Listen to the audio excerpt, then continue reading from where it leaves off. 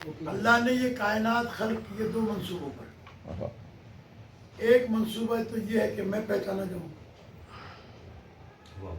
اور دوسرا منصوبہ یہ ہے کہ جنہیں میں اپنی پہچان بنا کر بھیجوں وہ پہچانے جائیں. دو منصوبے. اہل بیت علیہ السلام کے جو منصوبہ ہے وہ ایک ہی ہے کہ اللہ پہچانا جائے. اس کے علاوہ کوئی ان کا دنیا میں آنے کا مقصد نہیں ہے کہ اللہ پہچانا جائے. اور اللہ نے وعدہ کیا ان سے کہ جتنا جتنا تم مجھے پہچانواؤ گے اتنا میں تمہیں وہ آیت بھی پیش کریں نا کیولا وہ آیت فَاذْكُرُونِي أَذْكُرْكُمْ.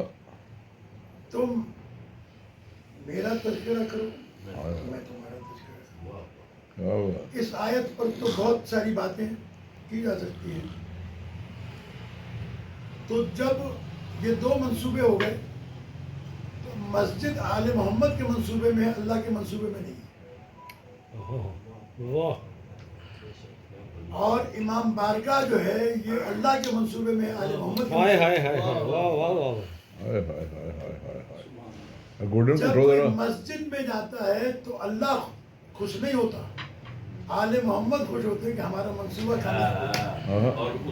اور جب مجلس میں آتا ہے کوئی مومن تو اللہ خوش ہوتا ہے کہ میرا منصوبہ کامیاب ہو. اب دو باتیں جو ہیں اس کے اندر سمجھنے والی ہیں کہ جو مسجد میں جانے سے روکتا ہے یہ آل محمد کا دشمن ہے، جو مجلس میں جانے سے روکتا ہے یہ اللہ کا دشمن ہے. اور اللہ اور اہل بیت کے درمیان ایک معاہدہ ہے. اللہ کا اور اہل بیت کے درمیان ایک معاہدہ ہے کہ اللہ نے کہا کہ میں اپنے دشمن کو کچھ نہیں کہوں گا. آل محمد نے کہا ہم نہیں چھوڑیں گے. آل محمد نے کہا ہم اپنے دشمن کو کچھ نہیں کہیں گے. اللہ نے کہا میں نہیں چھوڑوں گا. لہذا اللہ آل محمد کے دشمن سے انتقام لیتا ہے، آل محمد اللہ کے دشمن سے انتقام لیتا ہے. لہذا اگر اللہ کو راضی کرنا ہے تو مجلس میں جاؤ، اور علی اور اہل بیت کو راضی کرنا ہے تو مسجد میں جاؤ.